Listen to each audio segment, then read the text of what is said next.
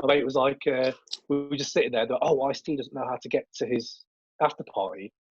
Do you mind escorting them? And we're like, to the after party? Yeah, like we're not going to do that, of course. So we get this shitty little banger, and we were like going down these little cobbled streets in Cambridge with this massive tour bus behind us. Like, this is ridiculous. And we took Ice-T to his after party.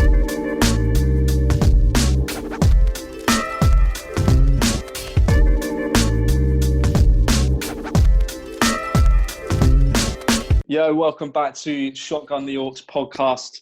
Today we have a full house. I'm joined again by Jake and Aidan. And we have a very special guest, radio presenter and long-time supporter of the podcast. It's the host of the Crate 808 90s Hip Hop podcast. It's Kambi Thandi. How are you doing, man? Oh, mate, thank you very much. What a lovely intro that was. Radio presenter. I'm not a radio presenter. You are to me, man. You are to me.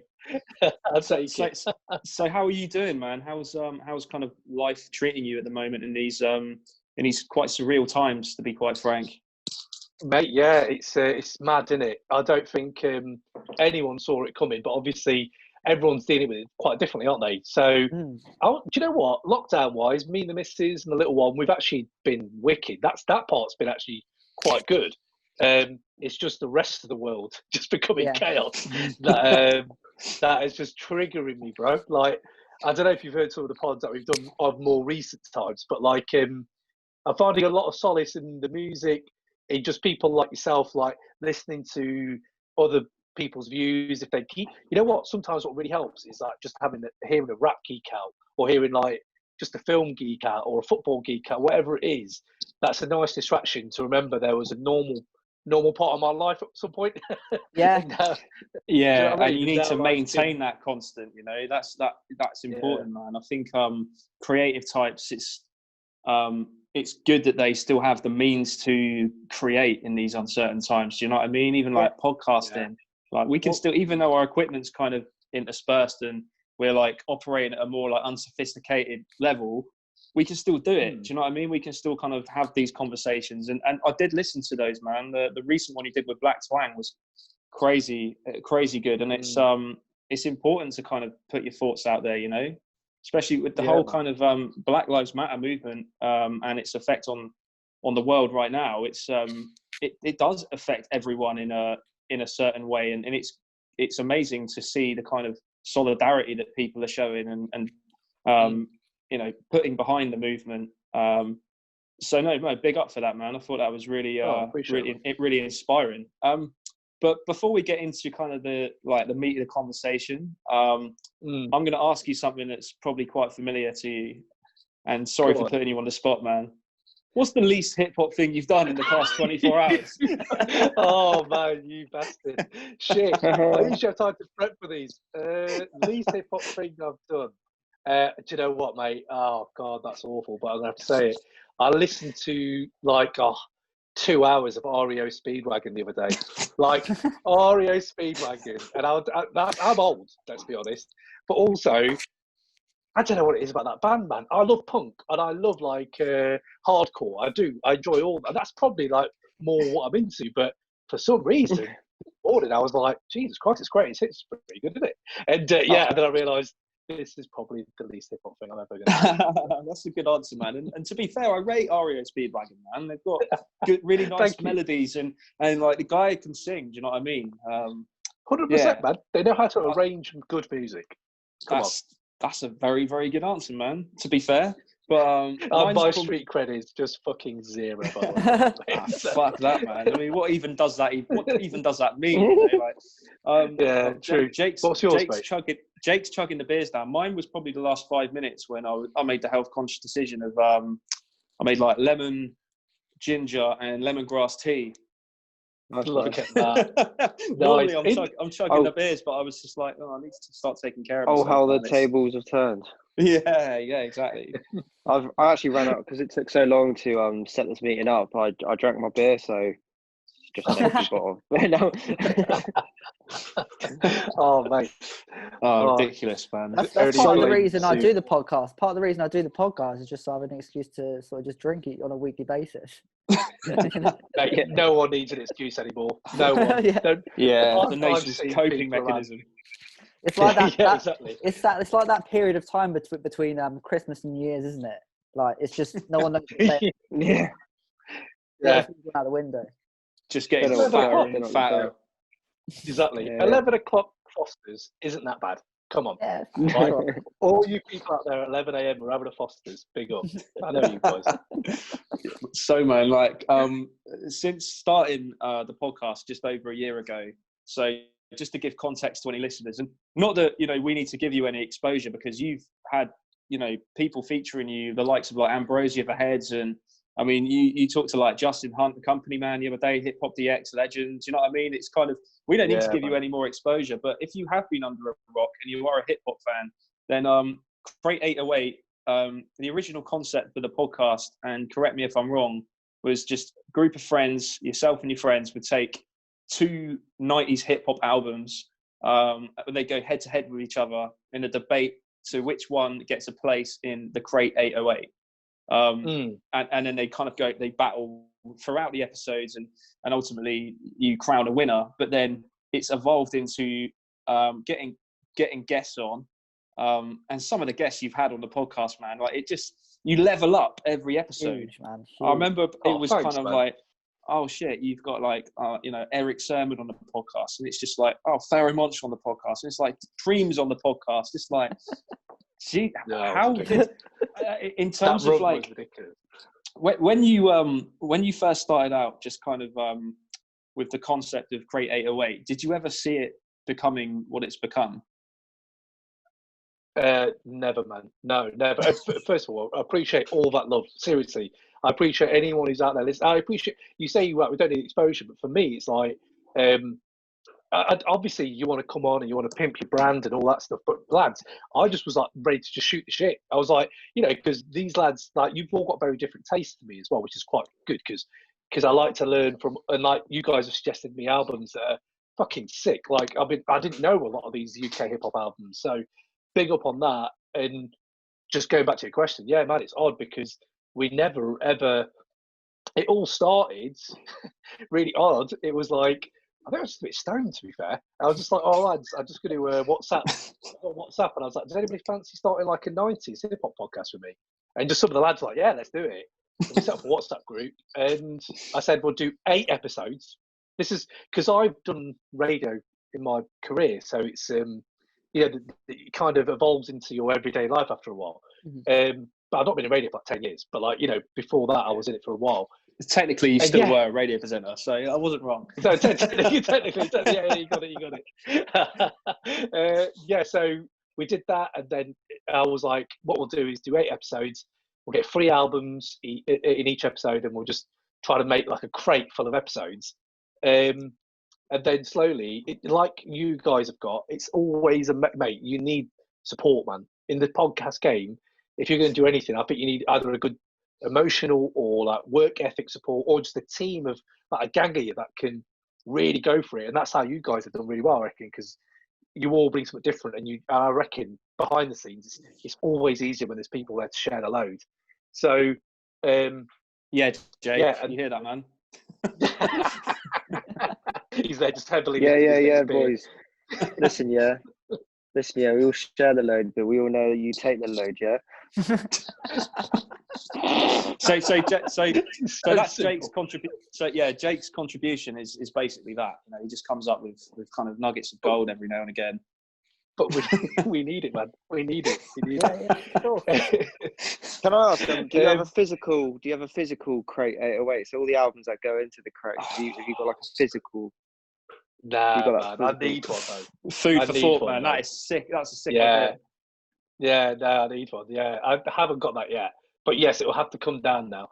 I'm thinking like, oh yeah, we should like make them and just sell them. Do you know what I mean? Like you start thinking that already. You started be like, yeah, maybe we do a collab with Shotgun the AUX and like we do. I don't know, man. It's little things like that. I do need one. There's loads. I'm geek out, mate, all the time, just buying shit. So yeah, man, we just started it, and then bang. It was just like my mates just all said to me, "You just need to go for it, mate. If you're going to go for it, why not just like try to? Why are you limiting yourself to 8 episodes?" And I knew deep down I didn't want to do that anyway, because what I'd done actually, because you were saying earlier about the equipment you have, and like you just kind of people who want to create something can create something out of nothing, like nowadays, and you don't need much. And when I finished radio, I remember I stopped. I opened a shop. I opened off license for my missus, because that's what my that's my family are like, all entrepreneurs. They all have like, and I left all of that media and kind of got sick of it and just opened a shop for 2 years. And it's just really odd. And I would just like play the Smiths and Mobb Deep and fucking Onyx in the shop. And like, it was a little village in Scunthorpe, and Scunnies never seen Mobb Deep. They don't know what Mobb Deep is. And and they were loving it. It was brilliant. But yeah, we did that. And then my mates had a 30th, someone's 30th birthday. It was a joint 30th, that's what it was. And like these birthdays, they give you like a half hour. They say, oh, everyone can have like half an hour to play a set. And you do a set, and everyone's like, oh yeah. So they gave us like 20 minutes, me and my mates. I was like, okay. And I started listing all the bangers. I was like, you're not getting Simon Says, Shook Ones, or you're not going to get all these that I want. Still Dre in 20 minutes. You're going to play out 4 or 5 tracks, and that's it. So like a Wally, I thought I like editing. So I edited like a 20-minute melody of like medley of just like everything from Nirvana. So I think REO Speedwagon may have made it. Ultimate mega mix. Yeah, it was just a really random mix, and I put it out, played it at the birthday, and the lads were loving it, and they just wanted the MP3 just for themselves, and then they asked for more, and then for about 7 years I just did that on Mixcloud. Now there's like just 7 years worth for me either editing, or then I started presenting in about 3 years of that, of just me putting out like who's can listen to a 3-hour like random, it's got Venezuelan trance music. No one gives a shit about Venezuelan trance music. Do you know what I mean? But then you'd be putting in like, Yo. Send me the link, man. Send me the link. I've got nothing better to do with my life. Come on. Get some Tuki music in you, mate. Oh man. But yeah, no, and that's it. And then I stopped doing the mixtape because I had a kid, got married, and then our mates were like, let's do a podcast. And that's mate. And yeah, we could never have thought it'd go this far, and it just a lot of love, a lot of support, a lot of luck, and just hard work, mate. You boys know it's fucking hard work, man.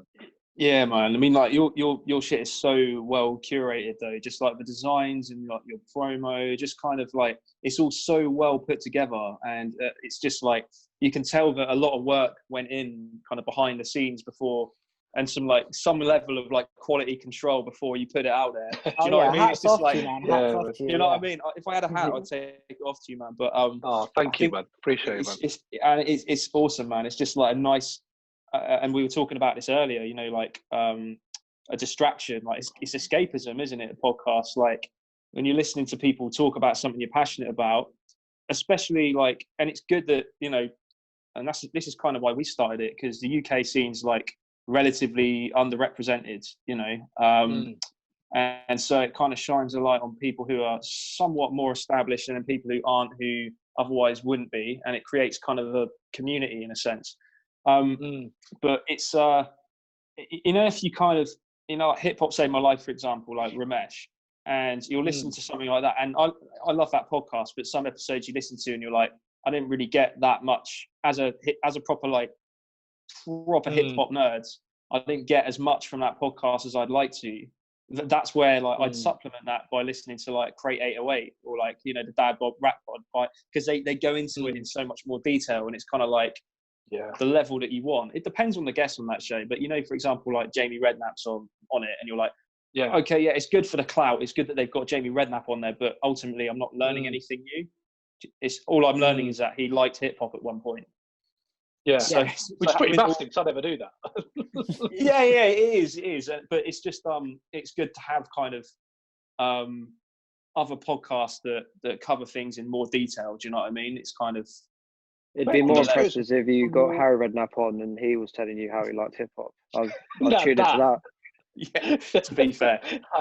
Harry Redknapp. Jesus Christ. Oh man, yeah.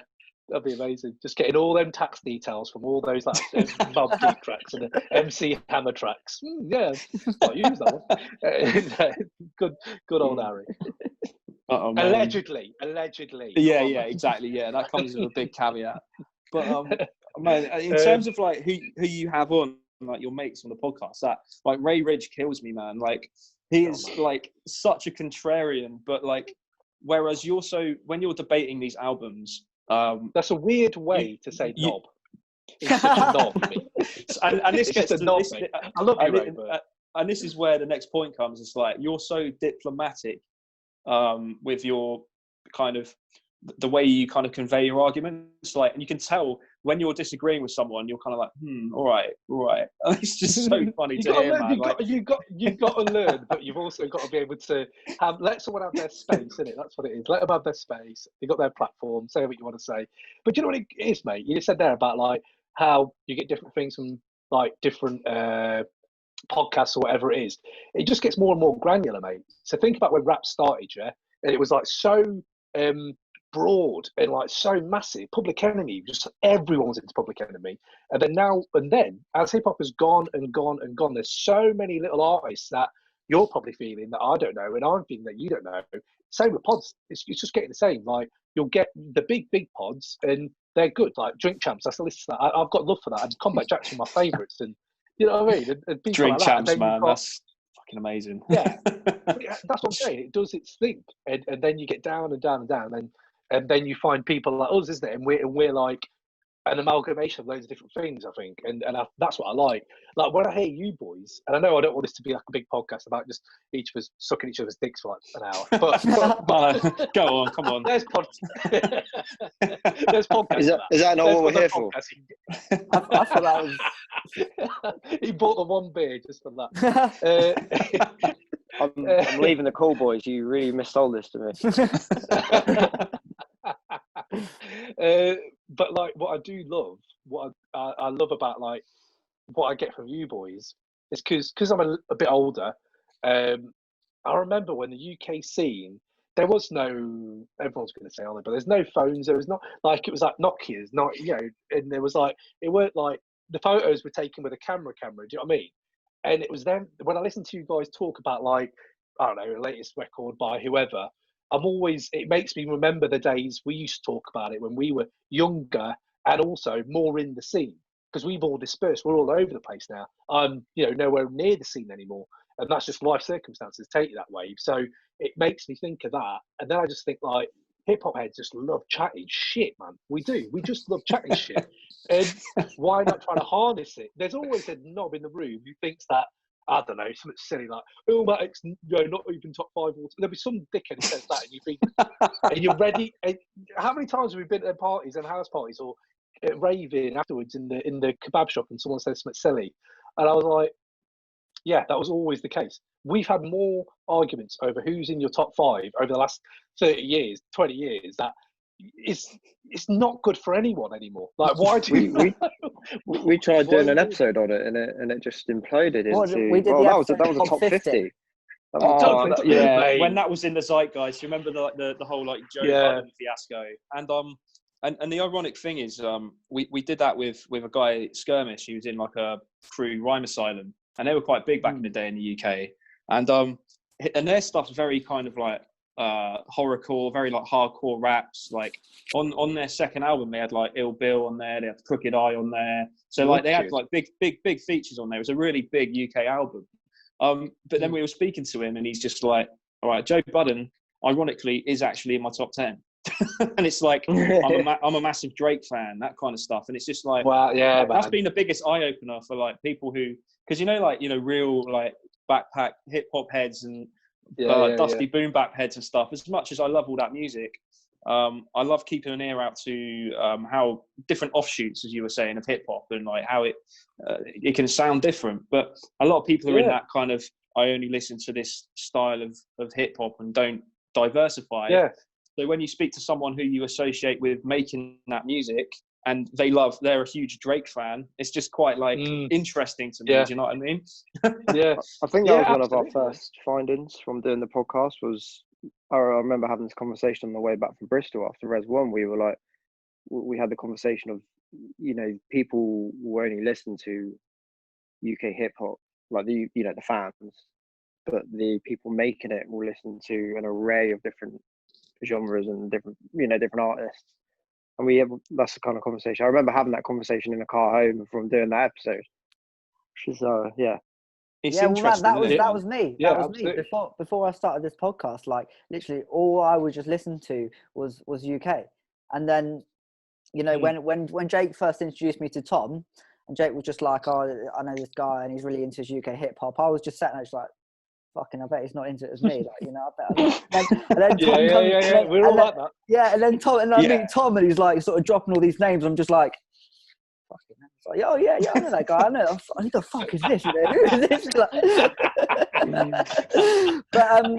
But then like I would just always just jam out to sort of UK hip hop, and then we'd have all these people, all these guests on, and all these people who I'd like rate and their inspiration they weren't listening to UK hip hop. They were listening to like the US stuff, and like who was it?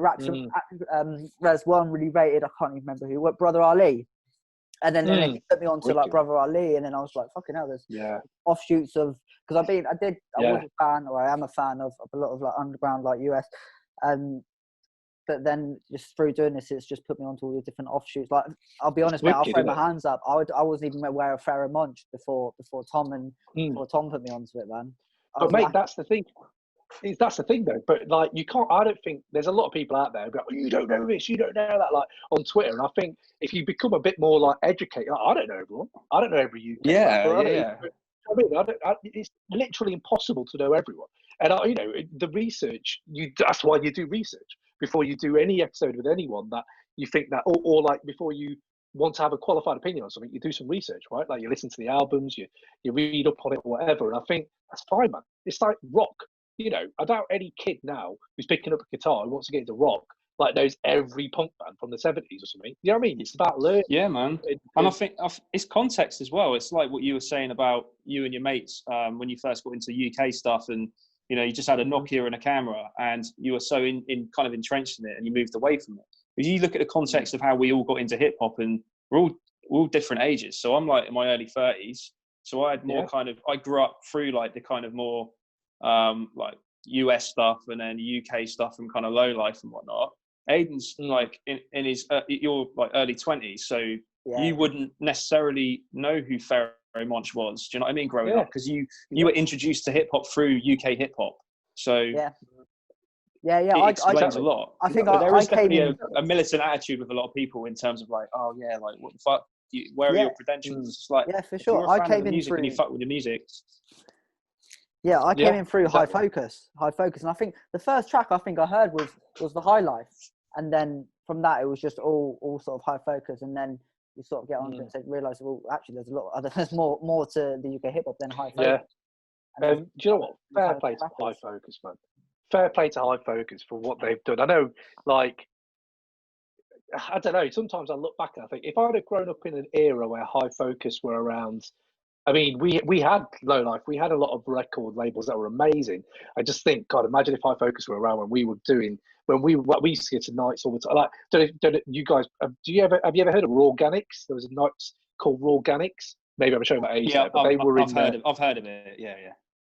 Yeah, and those shows were sick. Like in Cambridge, like a lot of people came. I remember one of the stories I have. Ice-T performed there. He was fucking wicked. Ice-T just killed it, and my mate, because we were mates to the people at Raw Organics, my mate was like, we were just sitting there. Ice-T doesn't know how to get to his after party. Do you mind escorting them? And we're like, to the after party? Yeah, like we're not going to do that, of course. So we get this shitty little banger, and we were like going down these little cobbled streets in Cambridge with this massive tour bus behind us. Like, this is ridiculous. I mean, we took Ice-T to his after party, but that's that UK scene kind of feeling that I mean, like, when I've never thought I was going to die at a gig until I went to see DMX at Stratford Rex, and that I thought I was going to die. Like, that's in the queue, mate, and that was in the queue, and I was like, yeah, this is the most dangerous. Yeah, man, he was unreal. He was like, I remember the flyer had a brilliant tagline or something. It said more more anthems than the Olympics. And we were like, yeah, love that. He literally does have that. It's such a shame, kind of like, you know, his health and everything, and like, you know, did you see him on Drink Champs a few years ago? And it was just quite sad. Like, he's just kind of dishevelled, and because he was such a legend, man. Obviously, like, you know, addiction got the better of him and stuff. I think he's got it in him, man. I reckon he's got, even if it's one EP or album, I reckon he's got it in him to just. You reckon? Smash, just one time smash it. Think about how much he's got to say, mate.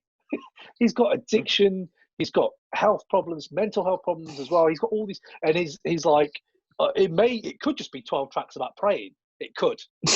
Yeah. Take the risk. I'm willing to take the risk with you, D. Let's go, X. Let's go. I'm ready.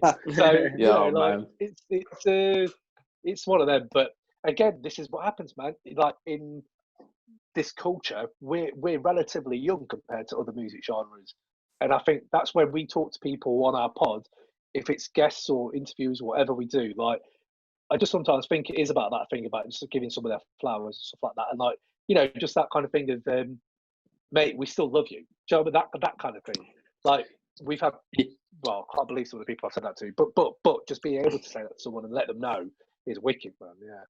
Yeah, man. I think especially, you know, it kind of resonates when you know, rappers have like passed away, and you know, a lot of people kind of, and quite rightly so, like you know, mourn the deaths of artists that they respected when they were alive. But to your point, celebrate them now. Do you know what I mean? Because big up time, man. Big up exactly. time. R.I.P. Exactly, time. man. Ebo is what Metropolis from Foreign Beggars as well. R.I.P. Yeah, man. Yeah. It's it's sick. I mean, it's tough to go through that, but I've had so many people talk to me. My old mates from uni have got back in contact with me because when Ty passed away, they found the interview I'd done with him. They didn't even know I did a podcast then. Now they didn't even know, and they're like, "Shit, that's you!" I didn't even know.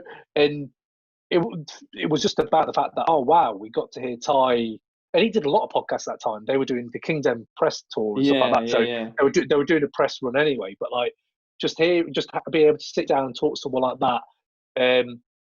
Because if you, mate, and think about it this way, man, he didn't need to give us that time. All three of them didn't need to give, like Black Twang, Rodney P, they didn't need to give us that time to do what they did. And that shows already what kind of people they are. Like, they're willing to give you a chance. They don't know who we are. You know, we've been live for 3 months. And Ty was like, I'm ready. And that's a lot about artists who are ready to, one, put the work in because they know they've got to cover all the angles because they've still got work ethic. And two, just they've got respect. And I think that's the thing. If you can respect someone, and I think that's what's missing a lot in life at the moment, is like, just have a bit of respect for people. Like, even if you're like stockpiling goods when the pandemic's kicking in. I know everyone's nervous. I know everyone's scared, but just a little bit of foresight and thinking about someone else sometimes helps. Empathy, man. Empathy, exactly. Yeah, exactly, man. I think it is very important, and it is sick that you got to interview those guys, man. That was a nice little kind of series that you did, because were you originally planning to interview them like as a collective, as Kingdom, or and then it kind of turned into 3 episodes? Again, yeah, it turned into 3 episodes, and we didn't know how it was going to turn out, because especially when you're doing a booking like that, it's quite hard, isn't it? Because there's so many moving parts, like when you can get the studio, when they can come in, and if it's 3 of them, you're timing that by 3. You guys know, it's hard to. Yes, it's man. hard to we're doing it from my flat as well, so it's just like, oh my god, like, we've had some fucking wild times in this place. It's like flat dogging parties. All the podcasts about sucking each other's dicks. Brilliant. Oh, Jesus Christ. Circle Jerk Central. Mate, but Soggy biscuit. Enjoy the fucking ride, man. Enjoy the fucking ride, man. That's what you've got to do. It might be your flat or whatever. Enjoy that shit. Do you know what I mean? But no, we didn't know we're going to get all 3 of them. If I'm being completely honest, when we did, I mean, and big up everyone who showed us love. Orifice Vogeltron, Killer Keller. I don't want to make it's a big shout out thing either, but like those guys, they didn't come on, and because we like those guys and we've grown up with them guys, it was nice that they jumped on. And I got Kingdom. It was through Killer Keller. And Killer Keller's a fucking G, man. He's a legend. He's such a nice bloke. You got to show him, Mom, man. He's wicked. He's really good. Yeah, man. He's been sick, and he hooked us up with the agent, and Lee Can, big up Lee Can, because he's pretty much become part of Create 808 because he helps me book now, and he's kind of repping us. He like, it grows and grows, and you end up getting like a 5-man, 6-man, 7-man team. Like, you realise there's people who are ready to help, and yeah. So when we got them boys on, I remember just going into my wife's. My wife was standing there just getting ready, and I just walked in. I was like, I think I've just booked on those three. She didn't know who these three are at all, and I said, I think I'm gonna cry. And she was like, what? I said, I don't know. I never thought. And we were so early then, and I love, like we all do, we love hip hop so much that when Rodney P says, yes, I'll come on your podcast, it's almost like, what the fuck is happening right now? Like, okay. And then ultimate validation, isn't it? It's like the ultimate kind of like, we made it. Absolutely. And then, so God knows what your reaction was when like Pharaoh Monch agreed to go on the podcast. Like, but it's just like, that's what I mean. The out of body experience, just like, what the fuck's happening right now? Mate, it's crazy. It's crazy. And it's just that thing when you get like people who are ready to sit down and talk to you. And Pharaoh was another one that was crazy last minute on his tour, just came in. I don't know if he did any other podcasts, but Fair Play came into our. It was a great episode, man. I remember you talking about the show he did the night before, and you were saying about how well he still spits and how clear and how his vocals are still so strong. You know what I mean? Unbelievable. Do you know the thing that got me actually? Now I remember when we stopped recording it, because obviously we look up to a lot of people who do all the things in our culture, right? So at this point, that Pharaoh's just done that, and it clocked off. And I remember thinking in my head, "Oh yeah, shit," because I big up Romesh. He's real. Like, he's a real hip hop head doing real hip hop things, man. And the fact that he's got such a big platform, and he puts on people, younger artists now, which I don't know. And I remember thinking, "Oh shit!" I remember. Yeah, it's wicked. I remember thinking when Pharaoh left the office, I was like, "Oh yeah, I think Romesh has said it. If he could have anyone on his podcast, it's Pharaoh." And I was like, shit, yeah, we just did that. And we got Romesh's dream guests on our podcast. Not in a dick way, but more in a way like, oh wow, we're here. Like, how surreal is that? Yeah. Yeah, man. And yeah, it's just mad. And yeah, man, and I think if it comes down to anything, mate, interviewing is amazing. DJ Muggs was our breakthrough moment for us. Was DJ Muggs. I remember talking to you after that episode, and like I was just like a little girl, man. He was just like, oh yeah, I was a millionaire by the time I was like, how old was he? Like 20 early 20s. Yeah. I was just like, and you just that wasn't depressing at all. Man. What a legend as well. And that's it. He is prolific, Muggs, man. He is like he works on so many projects. Like it's like he disappeared for some time, and then like the last few years he's just been everywhere. Like, he's been involved in so many projects, man. Yeah, man. You say there about like we just talking about community, and like what me and you were talking. One thing I do love about his community is it will shit on you. Of course it will. You can't know everything. Like, you didn't know that release date for Operation Doomsday. You're like, do you know what? I didn't. I'm sorry. I'm not a historian. But what I do love is when people do say, and some people are historians, some fair play to you, man. You put the work in. I'm not that. I'm just, having a laugh, really. And then it was like, a lot of lads were like, I don't know these guys, but it was on Twitter like, oh, I could hear it in your voice when Rodney P said like big up whatever, that you kind of like a little girl. I was like, yeah, I was. I noted that. I was like, what? That's crazy. And I remember, who was it now? Someone said something on shit, man. I've had just all these comments after all these shows, and there's something about Pharaoh. I can't remember what it was, but it just really hits home. And it's good that we've got a community that can check you and also support you. Do you know what I mean? Like, I know sometimes, you think one thing. I like when people can bring a different argument, and that's it, man. Like, we have all the interviews, but people love the debates. People love they outperform all the interviews. The debates outperform because people want to listen about these albums, about these mythical 90s classics. I think it's because as well, like people will have like a vested interest or in a particular album, so they'll go in with their viewpoint. Do you know what I mean? And they'll like pick a side. So they kind of like you're almost like a conduit for your listener. You're kind of like, right, I'm back in Illmatic, or I'm back in like 36 Chambers, and you're kind of like ride or die. You're just like, yeah, come on, and exactly that, man. But also, I think it's important what you said. Like, you can't like know everything all the time, and in some ways it makes things better when you go in and you're learning something on the spot. Do you know what I mean? You're having a conversation with someone, it'd be easy just to be like, yeah, I know that, when in reality it's kind of like, oh, I just learned that. That's why we do it. Do you know what I mean? You got to learn more about it. It's kind of the best way to be. And again, it's like being a conduit for the listener, because someone listening to a podcast, they want to learn something. They don't necessarily want to like validate what they already know. So it's just a different angle and how you're approaching it. Exactly. And it's like entertainment is another thing, isn't it? Like you have to have you have to have that light sidedness to it, and also you need the heavy side. Like, I mean, this is subject matter we talk about on the podcast, and this has hit home more since the protests and George Floyd's death and stuff like that. But it does hit home more that, fuck man, we talk about the darkest subject matter on our podcast. Like fucking, slavery, homicides, drug dealing, crack addiction, mental illness, all this stuff, and it's just wrapped up in hip hop, and you're like, you kind of forget sometimes. And it comes from a fucking tragedy, man. This music comes from like proper trauma, and for us to even feel something out of it says a lot about the people who make it, because that they can still do that. But then, like us guys in UK, like I hate people being pious, and I hate, this has been very hard to navigate as a rap podcast, to not be a social justice warrior and to not feel like you're what's the word? Do you know what I mean? Like you're not virtue signaling.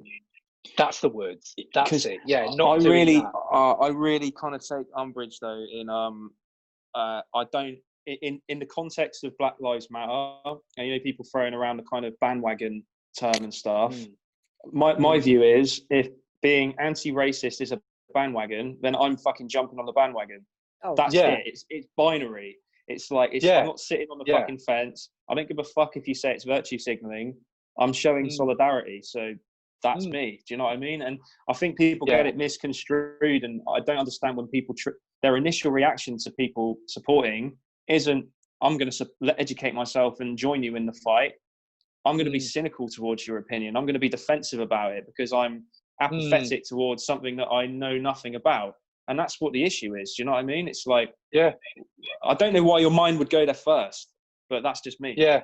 but it comes, but no, you're right. I think it comes from, and this is very layman's terms. I'm only as read up as the next man. I'm not like an expert, but basically what it comes down to me is like, it's like I said, education, but also it comes down to like, if you haven't got a qualified opinion on something, it's okay not to have an opinion, but if you know something's wrong, like that, racism's clearly wrong. Like no one out there, unless you are a Nazi, then okay, you're a Nazi. But racism, for the large majority of us, is wrong, right? So when I started thinking, how do you navigate this as a rap podcast that is pretty much appropriated that culture? How can you even? And I'm not that culture. Do you know what I mean? Like, I'm brown, yes, and I've grown up with racism, yes, but it's not the same as what's happening with Black Lives Matter. And I think that kind of navigation has been a wake-up call for me. And when you said, like, why do people always get defensive and stuff? I was having a chat with one of my mates today, and he was saying, I don't know, I feel a bit odd about everything. And I said, I think it's because a lot of people have lost their centre point at the moment. Like, a lot of people have lost that anchor because there's just change. There's just change happening on a lot of different levels. If it's not COVID-19 and people are dying, that you may know, that's change. There's also change that you're now working from home all the time, or you haven't got a job anymore, or you haven't seen your mum and dad in like 3 months. Change is everywhere, and then on top of that, it's compounded with what I think is real, like, stuff could be coming out, like real reform could come out of what's happening all around the world. It's just a dizzying time. In 1968, I doubt many people were very, very stable, unless you were very rich and very out of the, everyone else in the world was, in 1968, when all their rights were kicking off, all these people are kicking off. I don't think people are, oh yeah, I'm fine. Do you know what I mean? It's like everyone is a bit like odd. It just feels a bit odd, and I think that's why people sometimes get defensive, because it's like, oh, I don't know how to deal with this. So I want to hold true to what I think I know. You know what I mean? I hear what you mean. I completely understand that, and it is difficult to get your head around sometimes. But I think like now there is so much information available. You can't be willfully ignorant anymore. Do you know what I mean? It's kind of obviously it does boil down to kind of like where you're from and education and all of these kinds of things and conditioning ultimately. But I just think that, to your point, it should be binary. Like racism is wrong. So anything that's, do you know what I mean? That's where my mind goes. But again, I'm oversimplifying. Yeah. I appreciate how complex and nuanced it is as an issue, but for me, it is just like, yeah. It seems at the same simple. time. Yeah, because at the same time, mate, you're on Rap Twitter, we're on Rap Twitter, and Rap Twitter has mobilised. Wicked, love it, and that's all good. But we can't forget that Freddie Gibbs has just dropped an album with Alchemist. We can't forget that, like Run the Jewels has fucking dropped, and that type of stuff keeps us going. Like Run the Jewels is, for me, the album. I've only heard it about 4 times, but it says amazing. everything I need. It's album of the year for me right now, because it's incredible. It's saying stuff about what's happening. Do you know what I mean? And I think at the same time as all this kind of change and just being solidarity with one another, there's the music still coming out, and the music's fucking wicked, man. It's like we can't sleep on the fact that we still all enjoy the music as well. Like sometimes I think it's hard to tweet about a new album when there's so much shit going on, but sometimes I think that's what I need to do. Do you know what I mean?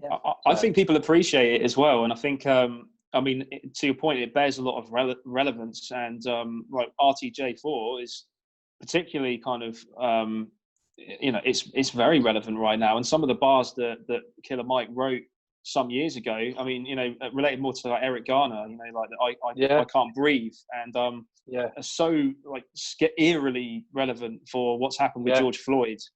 The refrain as well, like pictures of slave masters on your dollar, just fucking hell, man. It's just they are just everything that the world needs right now, man. And like the whole like partnership with like Zach De La Rocha from Rage Against the Machine is just like, forget about it. Oh yeah.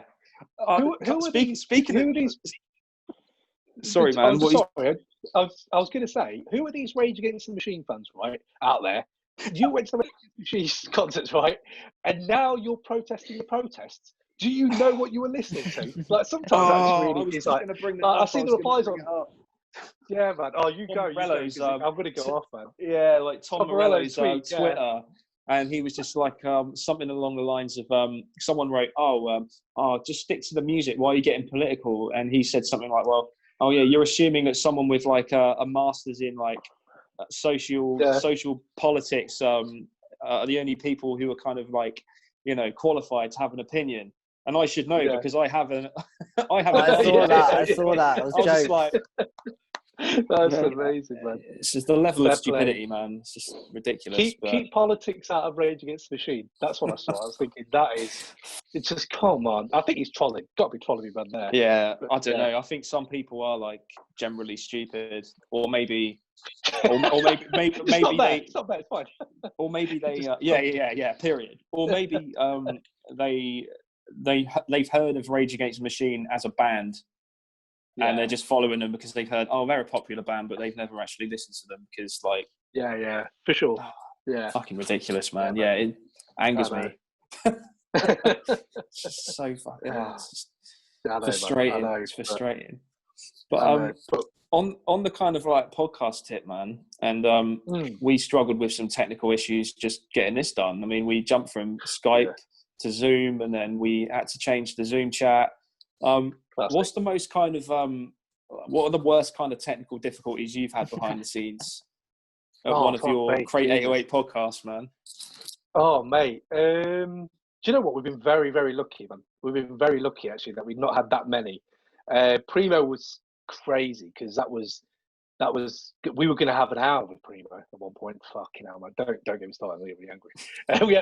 We were going to have an hour, and it got down to 20 minutes, and we had 20 minutes with him. That's what we had, and that was kind of really quickly mobilising, like getting in cabs, getting in, getting mics together.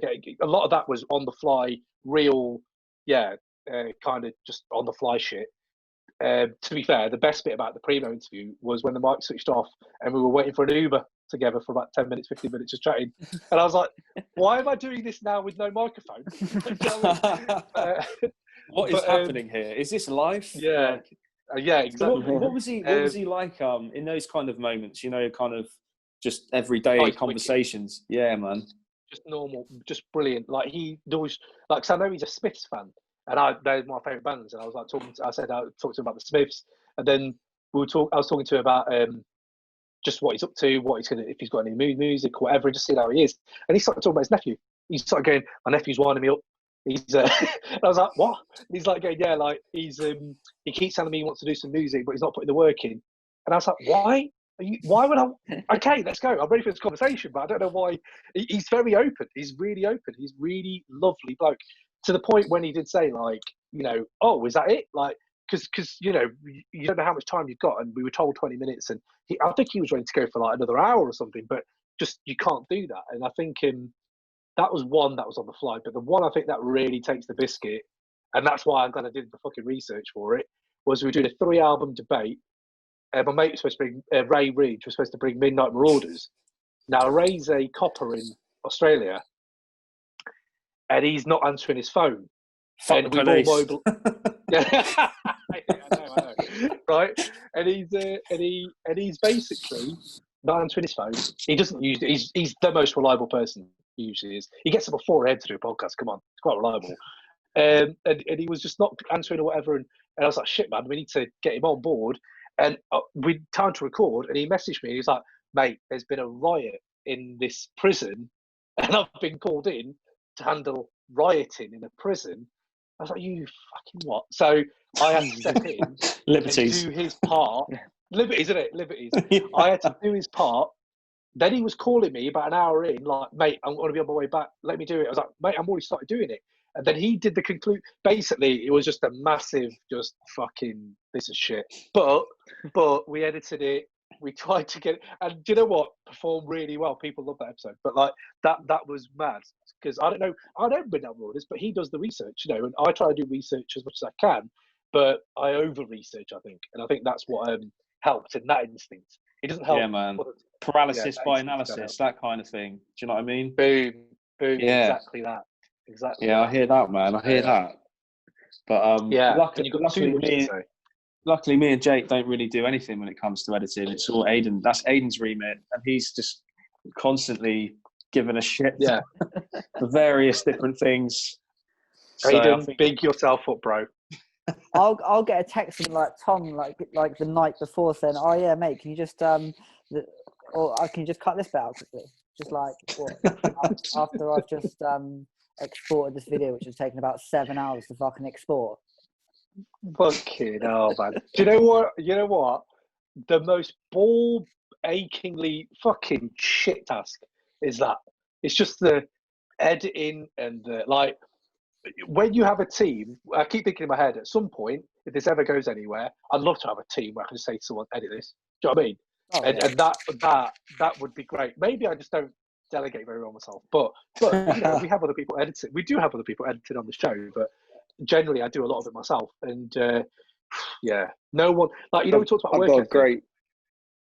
A great editing, not editing story, but like a technical story. And this was from like one of our first episodes when we were recording into an iPad, but we did have our mics. We had 3 mics, right?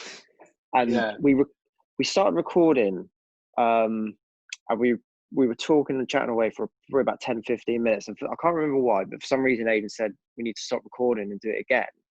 And he stopped it. And then I realised that my mic wasn't even plugged in anyway. So, so if Aidan didn't stop it 15 minutes in or whatever, we would have gone for an hour or so, and my mic wasn't even plugged in anyway. Oh, mate, good job you stopped. Well, one of the worst ones, man. One of the worst ones was when we had Pav, Orvis Volgatron on, and basically I lost all the audio files, man. I lost them all. And I was so what had happened was I was doing my laptop had just filled up with memory, So I thought, okay, right, I'm gonna have to put all these files onto my my external hard drive, which I thought I did, and cleared them all. And then I had a few weeks before the episode was going out, and mate, I'm terrible. I'll leave it right to the last minute. So like a couple. He does. I then started the edit. Couldn't find the files anywhere. Already emptied all my trash can and everything like that. Couldn't find the files anywhere. I was just like, oh my days, I can't believe what I've just done, you know. And it was a full 2 days before I actually texted Tom to tell him what had happened, because I was I didn't want to tell him. I was like, I can't fucking tell Tom. I was like, okay, maybe I could like, maybe we could just like wrangle this and just see, because obviously, you know, we film our episodes as well. So I thought maybe we could just use the episodes from the video cameras.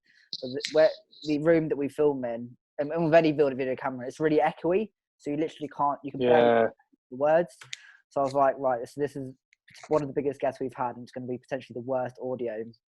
And then I messaged Tom finally to say what had happened. And anyway, a few days, I think like a day or so passed, and I downloaded about 15 different like softwares to try and recover deleted files from the computer, going through every single one of them, like trying to, and like to the point where there were offers like, just pay 50 quid and then you can upgrade it to the next, like the best package you can get. I was like, do I do it, man? But anyway, I've been there, man. Eventually, I did actually find all of the audio files in the same external hard drive that I thought I checked originally. So I found them eventually, mate. But when I found them, mate, I rang up Tom and I was like, Tom, I fucking found them, mate. He's just like, what? Really? He's like, I fucking love you, Aidan. Yeah, man. It's because like Pam as well. Oh, I know, man. When you got to like face off to people and you speak to people, and you don't want to be the guy to be like, oh yeah, by the way, like, you travelled down from. He was knackered when he came down because he came from like London. I think he did like a Foreign Beggars video shoot the night before, or that day maybe, and then he was off to, I think it was Amsterdam or like somewhere the next day, because he lives this like crazy like nomadic lifestyle. Do you know what I mean? Like, he does, yeah. Traveling, and obviously I think he's still in India at the moment, but he was just kind of, you know, burning the candle at both ends, and so he was quite tired, and obviously we really appreciated having him on, and it went really, really well. So it was just like, I didn't want to be the guy to turn around and be like, oh yeah, neither did I, man. all that audio's gone, mate, by the way. But luckily Aidan came through with the goods. He just likes to come through these little tests now and again. That's it. Back up, man. That's it. Yeah. Like when we went. I just put my shit to Dropbox now straight away. As soon as I record it, straight to Dropbox. Yeah, I mean, I've got about 2 extra hard drives now, man, and literally constantly backing up so that nothing ever like that ever happens. And like that was when we were recording at Res One's place as well in Bristol. Again, like we had a break, and then I realised that the cameras were full of all the fucking memory, and that was the first time. And I didn't have any external hard drives even with me then. So I was going from my laptop like, okay, I don't need this. I've literally deleted every single thing off my laptop. Like, I've got rid of Google Chrome just because it takes up space, you know, just to get up as many. Like, it was all fine. Oh, man. The thing is, it's all learning, isn't it? Yeah, mate. I've never made that mistake again. You know? Yeah, you can make them once, and that's it. And then you think, right, yeah, and that's it, man. That's just life. That's honing your craft. Do you know what I mean? Like, you're probably, by the time you boys have been around for a year as well, right? It's only been a year. Yeah, just over a year. Yeah, man, it's crazy. Yeah, I mean that's so small in podcast terms. Like when I first heard Rogan, it wasn't. That's like 4 years in. Got to be at least 4 years in. He was been doing it about 4 years when I heard him first, and it's not anything. It's like, you know, you learn, and hopefully, just your next episode is better than your last episode, and constantly, and you know, and I think that's kind of it, isn't it? Definitely, man. I mean, now when we start recording, mate, I've got like a 10-point check. You know, absolutely everything. Tom's like, hey, can we just come on, Aidan, just start recording. I was like, Tom, mate, no, let me check this. Trust me, all these little details, it will make everything so much easier, like going forward. Yeah. I love how this has turned into like a bit of a therapy session for everyone. Just like, just like podcast woes. Only people listening now are podcasters. They're just if you've got this far, then you're as sad as us. Yeah, man, it's amazing. But everyone's got one now, man. Everyone's got one. That's true. But I think it's just kind of the times we live in. You know, it's good that you can you have the means to express yourself, and especially like, I mean, like the three of us aren't musical. You know, we don't make music, but we like talking about it. So it's a way to kind of contribute. Do you know what I mean? It's kind of 100%. Especially in like the UK scene where it's relatively small, really, in the grand scheme of music. So like having guests on that, you know, we respect and go to see, you know, well, when gigs were a thing, remember that? It's it's cool because it's attainable. It's like, you know, it's just really kind of cool how it's kind of grown from strength to strength in that way. And just speaking to people we respect as musicians, you know what I mean? Yeah, it's essential for the independent scene, really, isn't it? Like, I said, like, you need, if you don't have that, then there's no foundation to any of this, and that's the culture in it. And I think that's what I always enjoy listening to your stuff, because there's always someone I don't know, or like someone I need to school up on, or you'll talk about an album that I haven't heard. Do you know what I mean? So yeah, man, for sure. Because you've had obviously you've had like Pav, and you've had like Black Twang. We talked about like Kingdom and Flip Tricks on recently as well. That was a really good episode, man. Flip Tricks was wicked, man. Who in the obviously your kind of podcast, the concept is like 90s hip hop, but I think a lot of the other artists you've had on who aren't necessarily from that era are people who've like derived their style and their sound from that era, if that makes sense. So 100%, boom bap, that kind of style. Is there anyone else in the UK at the moment who you've been put onto recently, or who you're rating, or I know like US stuff's more of your thing, but if absolutely, mate. I love UK shit, man, and it's obviously I think I fucking love Ocean Wisdom's last album. I really thought it was wicked, but I thought oh man, hold on, I've got it here actually. My mate put me onto these a few weeks ago, and they're just wicked. Hold on. Frankie Stew, man. Frankie Stew. And Harvey Gunn. Yeah, man. Frankie Stew and Harvey Gunn. Frankie Stew, man, that's sick. Shit. Like, I was just that new album. I was just like, yeah, this is exactly what I need right now. Really, beats are sick, lyrics are wicked. Just got a real good feel from that album. That was the last one. Man. And then you guys put me on to who is it? The Fly Hood? No, who was it again? The Fly Hooligan. Fly Hooligan. Oh man, yeah, he's ridiculous. Yeah, that's another album. It's sick, man. Got some wicked records on that album. Fucking Planet Asia on there, man. Do you know what I mean? And like they know each other though. Do you know what I mean? Those guys know each other. Like the Fly Hooligan's done tracks with like Westside Gun, Conway. Yeah. He's real, man. He's kind of like overlooked over here. Do you know what I mean? He's got that appeal as well. Like there's a lot of Griselda and Derringer in his sound as well. Like it's wicked. But like I mean, I think Lord Connor's last album from last year is still one that I end up kind of bumping. I don't know why I'm feeling that at the moment. I'm feeling that kind of like English UK hip hop. Yeah, but, I mean, kind of like lo-fi type chill kind of stuff. Like, have you heard of Yogo Cop Records? So you mentioned Frankie Stew, and because Frankie Stew used to run with Concept of Thought. So they're like a like they're affiliated from back in the day. So I think they're Brighton based. Frankie Stew is, and Concept of Thought, they're just kind of a I think they were a trio, but now they're a duo. But they're part of like Yogo Cop Records.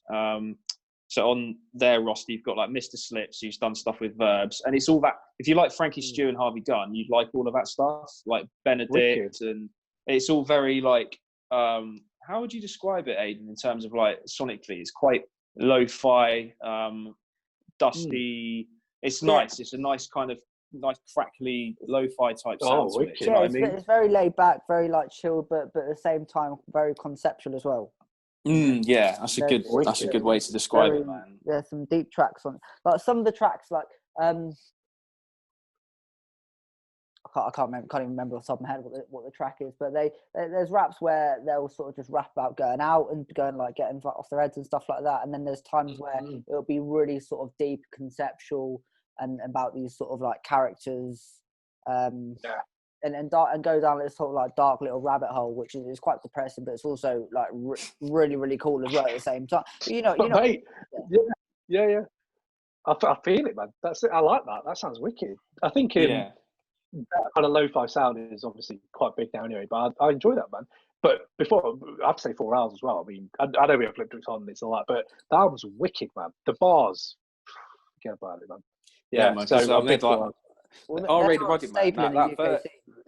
That That verse that R.A.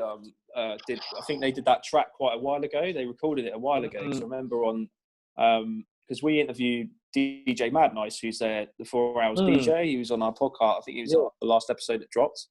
And he was saying how they recorded that track with RA like some time ago, so it was just like sitting there until it was ready to be released. It's crazy, isn't it? A fucking track with RA the Rugged Man. He just like, oh, get it out there, get it out there. You know what I mean? Did you listen to his latest album? RA's? Yeah, we did. Give it a little exclusive. He is coming up. He's on the pod. We've got that interview coming. So RA, man, is it already? You've already recorded it, or like? Yeah. We're gonna drop it. I don't know when this is going out, but it may be out by the time this comes out. So, but yeah, no, that's going to be one of our next ones up. But yeah, RA's. Yeah, I love that album.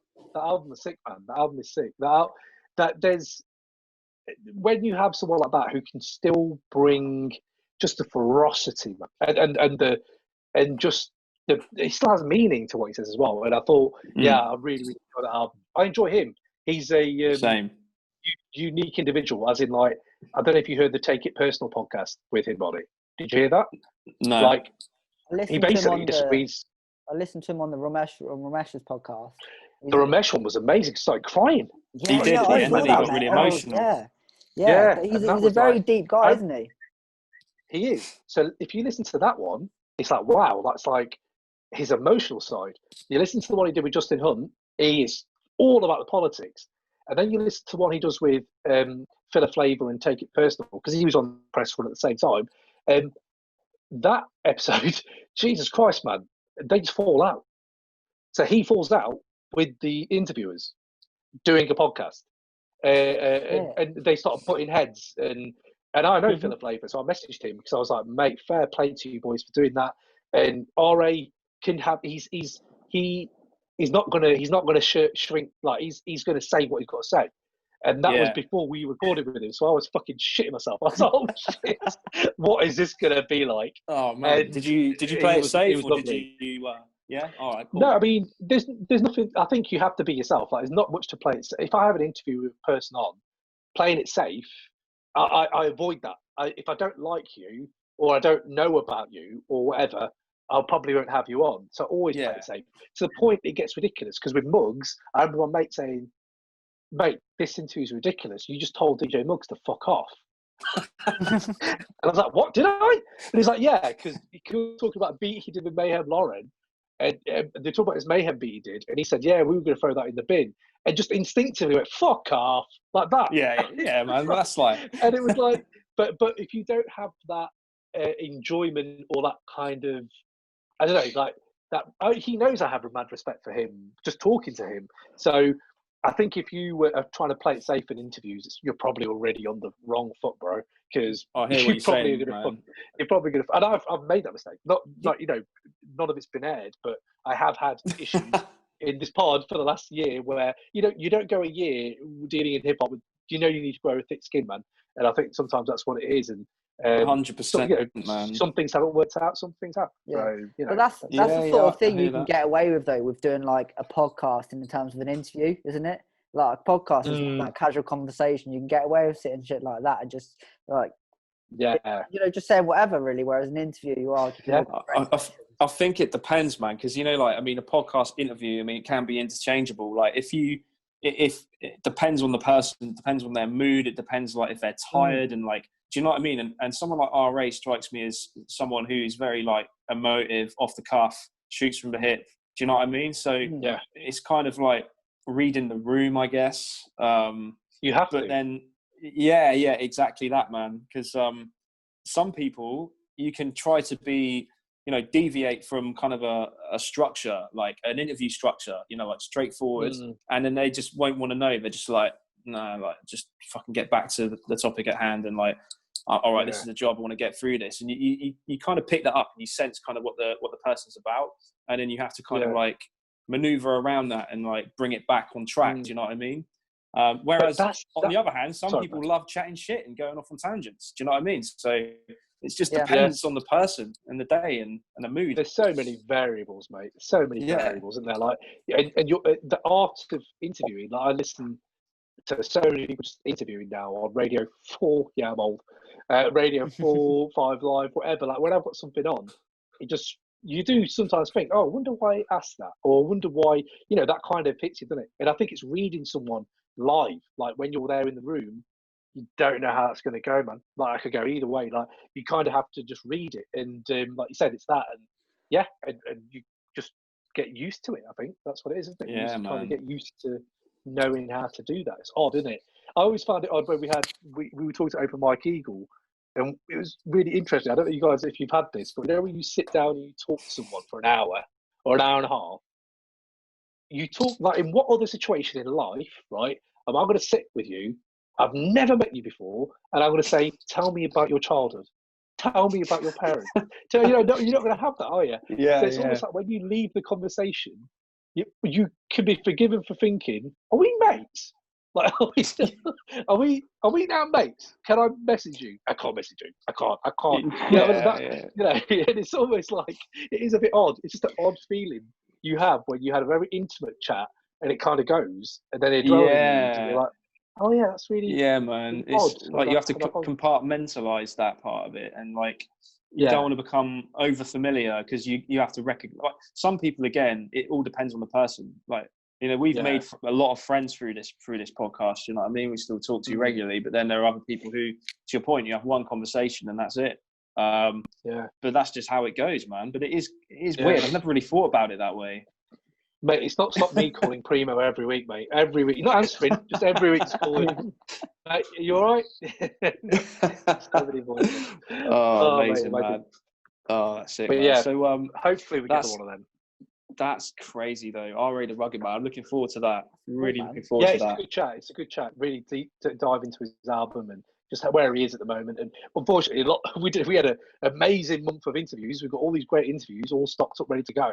And none of them have the context of what's happening with the protests in America. So it's a bit odd, but we've married it up married it up a little bit. I mean, these new ones are hard, man, because they're so heavy, but you have to do it. Like with the new ones, we're talking more about, well, racism really, and like having people on and tell me. I think it's time we sit and learn a little bit, not to be pious or anything, but just what I want to do. And I thought, let's put it. We've got a platform, and I remember one of the lads who came on, Kinetic, big up. He was amazing. He does the Breaking Atoms podcast, and he was like, I was waiting for your response on Twitter.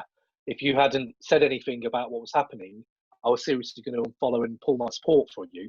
And I didn't that wasn't even on my agenda, but I was already thinking before that, like, I've got to be myself and just say what I feel, and I'm angered by all of this.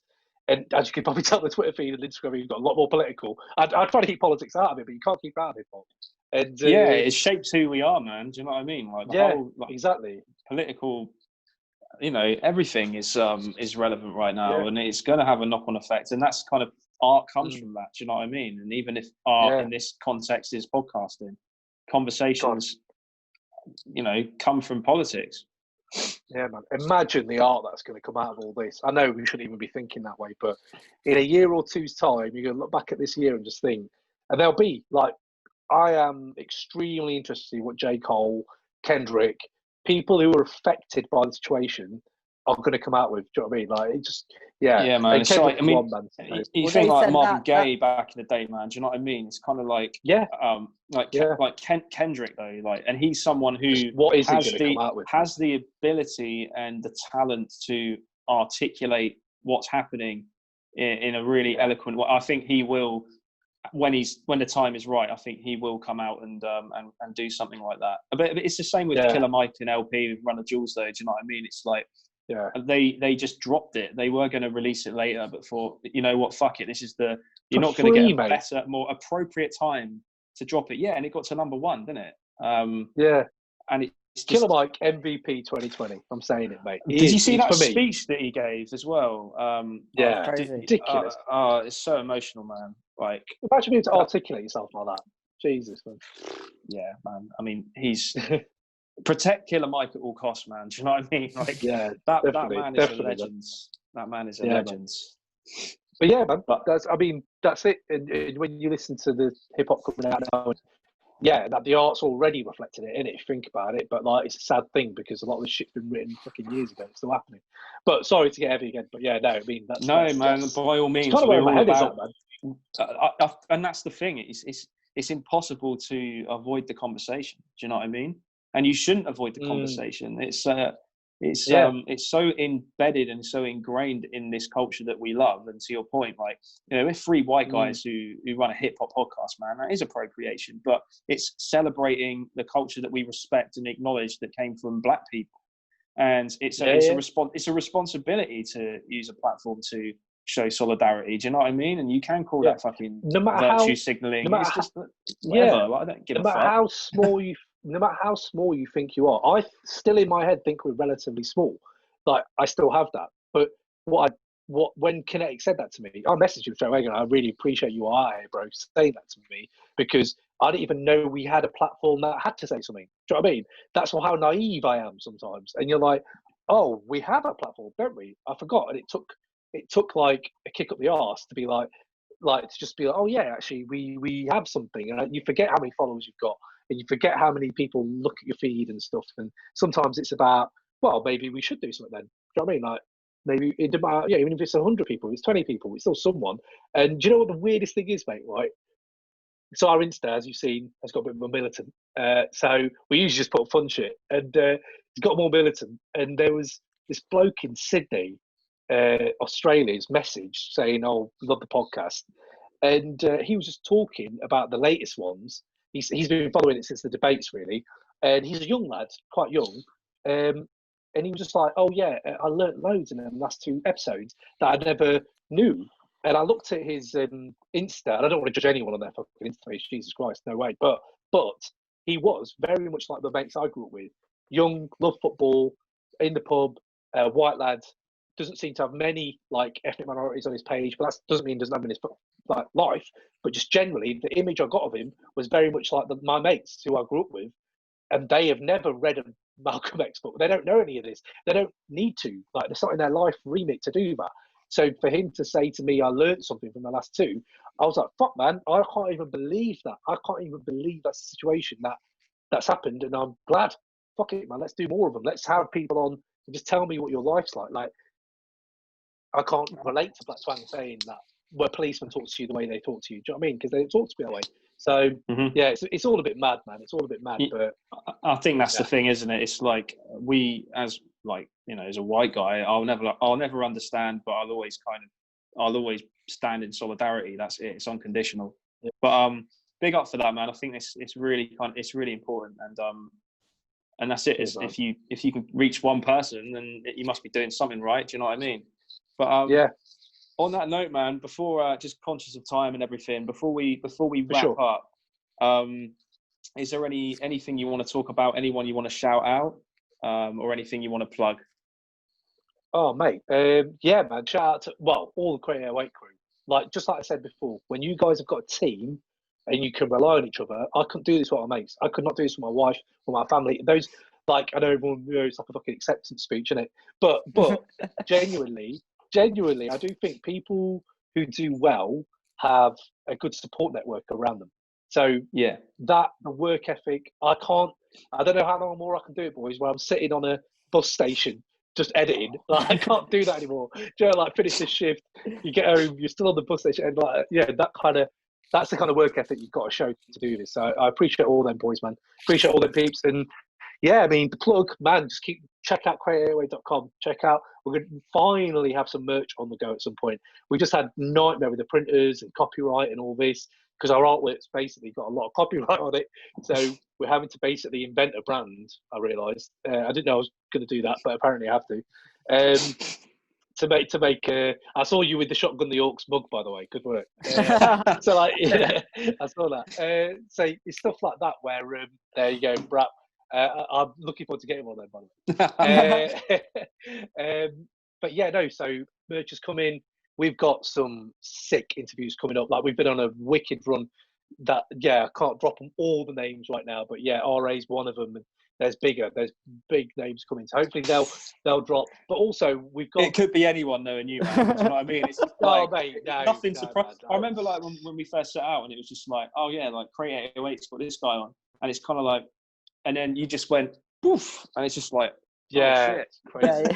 But it's snowball, isn't it? Once you've got one on, they tend to listen a bit more, and and it's just a snowball thing. Yeah, and it's luck as well, and work, and all that.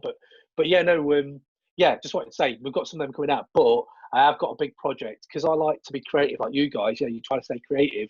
I've got a big project for this next summer, hopefully this summer, of debates, but like an 8-part episode, but like roping in a lot of different guests and artists and stuff like that. So if I can pull that off, I'll die happy, man. But it's going to be a big fucking debate. But oh man, look forward to that. I just love to put fucking more work on my plate, mate. I don't know why. I've got a job. I've got a kid.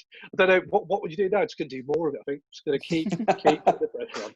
It's well, man, why am I doing I fully condone that, man, and keep doing what you're doing because it's like so entertaining. It's good to kind of just, as you say, just like lose yourself, listen to some people geek out about stuff you love. A bit of 90s hip hop nostalgia. So big up, man. And just keep doing it. As long as you enjoy it, you know what I mean? Well up for jumping on a debate on a debate podcast. Mate, I'm ready. I'm ready. We would be honoured, man. But man, Aidan, I messaged you around last August about a debate, if I remember correctly. And probably, still, man. Mate, I've still not. But that's it. It's still because time goes and goes and goes. You forget. To be fair, man, it's kind of like to be fair, it's kind of like Pharaoh Monch, Eric Sermon, Just Blaze. These guys kind of. Sorry, no, mate. You need. No. I said this before, man, with you boys. I said this before. It's about a community, man. It's about if you can't have a community, you lot, Notorious P.O.D., Rhymes Like Dimes, all these people that started similar times to we started. You guys, I feel like you guys support me all the way. One like, man, one interaction, that kind of thing. That's support. So I feel like, mate, I'm ready. We're gonna go. I'm thinking I'm going to do a UK-centric one, though. I don't know. I've got to twist it up a little bit. Yeah, man, definitely. And it makes it kind of, it gives it a bit more kind of like, makes it a bit more relevant then, doesn't it? It kind of ties together nicely. Yeah. But, exactly. But I mean, I'm waiting for your episode with like the Ghost of Tupac on or something. It's going to be like, I won't be surprised by anything, man. Do you know what I mean? But, mate, I appreciate you boys, man. I appreciate it. Likewise, man. And thank you for the continued support and for shouting us out. And, yeah, it just means a lot, man. And we're all in together ultimately. So yeah, big up, man. Yeah, man. Appreciate you. You too, man. You lot just keep it up, man. Keep smashing it. I'm ready. Thank you, brother. Looking forward to the next one, man. That's a good sign. When it pops up on the feed, I'm looking forward to listening to that. So that's already a thing. So appreciate you, man. Aidan, where can you find the podcast, man? So you can find us on all streaming platforms: YouTube, Spotify, iTunes, all of that jazz. Go give us a follow on all the socials, but yeah, be sure to subscribe and like and comment and do whatever you can, man, to support. Share with your mate, share with your nan or whatever. And check the description because all the acts will be down there. Create 808, is it at Create 808? Isn't it? It's at Create 808 on at Create 808 on Twitter. But then someone bloody nicked that for Insta, didn't they? So it's Crate_808 on Insta. So yeah. Cool. Yeah. Okay, man. Well, Cam, man, it's been an absolute pleasure. We'll have to do this thank again. You for listening to me rambling, mate. Yeah. That's good. No, man, it's all good. Thanks for putting up with our inane tangents. But hopefully, some people will listen to it. Some people will like it. So whatever. But yeah, man, bless. Stay safe, man. Thank you, bro. Peace, lads. Take care. Thank you. See you later. Thank you. Take it easy, man.